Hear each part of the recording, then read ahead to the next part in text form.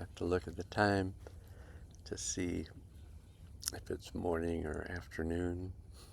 It doesn't seem like it's evening, so good afternoon from the Healing Island.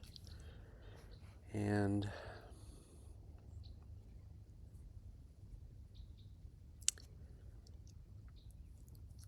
I'm slowing it down.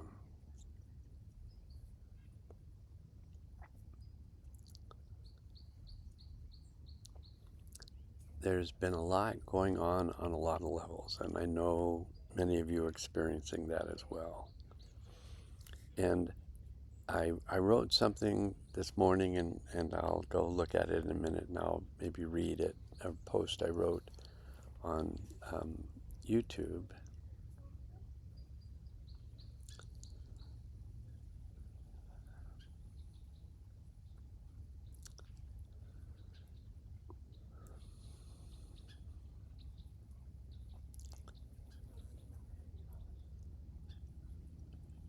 But it seems like a greater amount of change is happening on multiple levels. So on a physical level on the planet, I like Stephen Burns. He's a geophysicist with a kind of an awareness of astrology and also an awareness of vibration and the effect of things that go on in one place and how it affects another, such as the sun and the earth and the sun in other places. But he really focuses a lot, because we live here on this planet, on how the sun affects the earth. So when the sun has got these various, and he's got different levels of these flares, but these gaseous explosions on the sun that when they're aimed kind of at the earth, there's this plasma. Just search it. Search plasma, see what it says. It's interesting to read about. But this plasma energy, which is 99.9% of the universe. I don't know how they measured this, but this is what it says. AI says it, so it must be true, I'm guessing. We're all guessing that something's true. Because if it isn't your own experience, then it's just gossip. So the gossip is that 99% of the universe is composed of plasma. And one of the only places that it occurs in diminishing amounts is the earth. Why is that?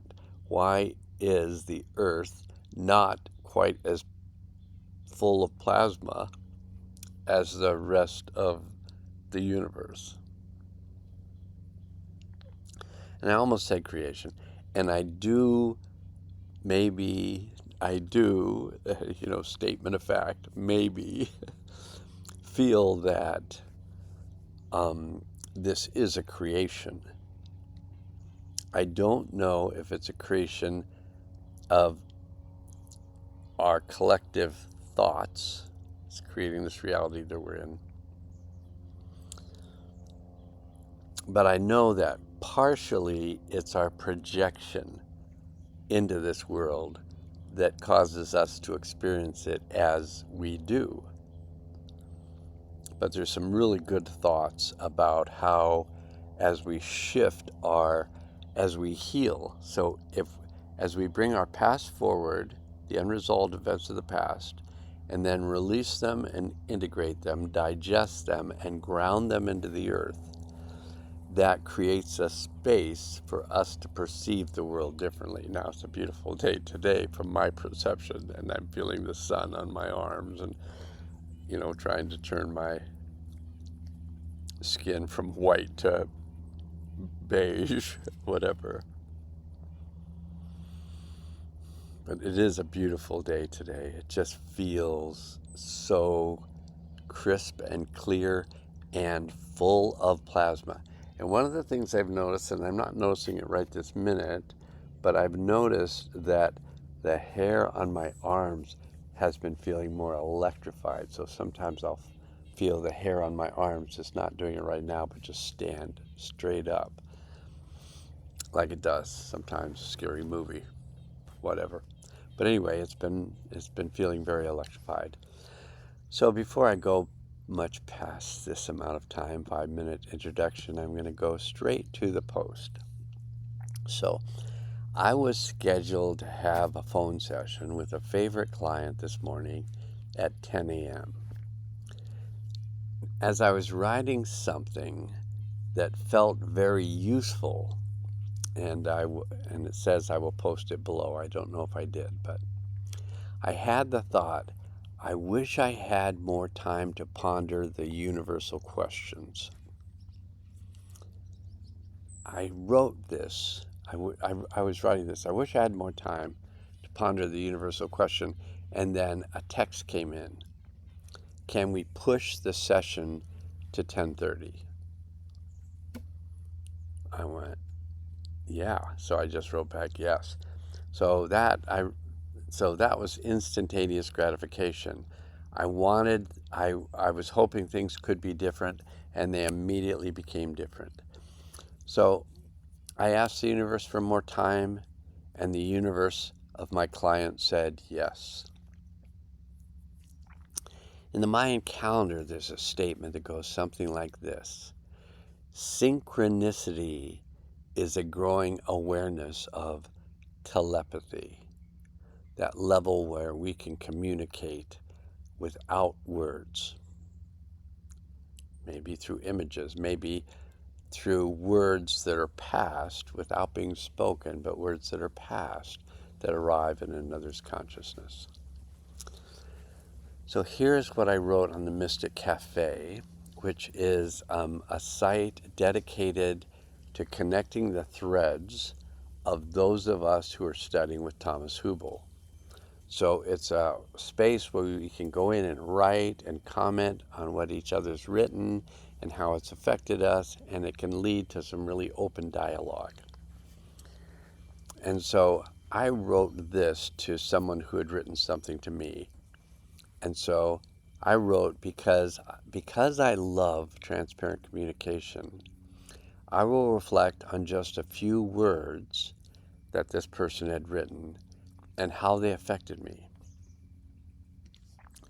When you wrote, and she was speaking of me, something I'd written, she wrote as a comment that your words, so she was speaking of the words that I had written, created space in me. And I noticed that I reacted when I read those words. Your words created space in me. And so I felt a bit of tightening and uncomfortableness, and had the thought that it isn't my words that created space in you. It was your response that opened you up to the space that was there. I think that's worth feeling. It isn't my words that created space in you. It was your response to those words that opened you up to the space that was there. So when we're contracted, there's a feeling of less space. When we expand, there's a feeling of more space. And within more space, there's room to digest the past that has come forward. So Thomas Hübl often talks about the spaces we experience during meditation. And I am more often finding an increasing amount of space to be with what he calls what is.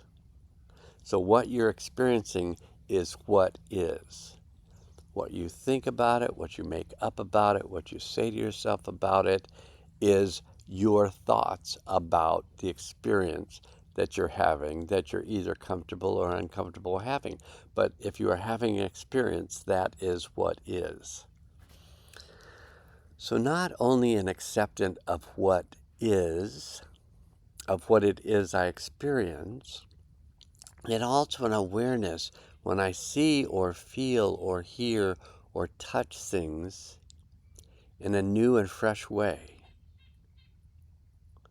Such seemingly simple words, yet if I accept that I am co-creating the world that I experience, then, just then, do I have the realization that this outer world may be simply a projection of the beliefs, behaviors, and boundaries that I have established, often as a result of trauma or unfinished events, also called karma. So the more space, and I really resonate with the term allow, that I allow, the more opportunity that I get to experience the world differently. As I digest, release, and integrate some event from the past, more often now I really release, integrate, and digest it, often to the core of the experience, and then the space seems to really increase. This means that I allow the space that is there to be present in my awareness, as well as just being present without my experiencing it. This means that I allow the space that is there to be present in my awareness, as well as just being present without my experiencing it. I'm loving these interactions with you, and this is what I wrote to the person who had written to me about what I had written to her. I'm loving these interactions with you and look forward to many more. I have developed such wonderful relationships in this virtual coffee tea shop. I look forward to our next conversation. Finally, I love the words, reality is a construct. And I never seem to tire from pondering these words. Reality is a construct. And what am I constructing? Is it aligned with my core values? And it's good for me to spend time with you here, and blessings of a non-religious nature. That is it. And I have a session that I need to get on the phone and be in 3 minutes. So I'll probably upload this later. And for now, so long, farewell, at Wiedersehen, goodbye, adieu, adieu to you and you and you. Do, do, do, do, do, do.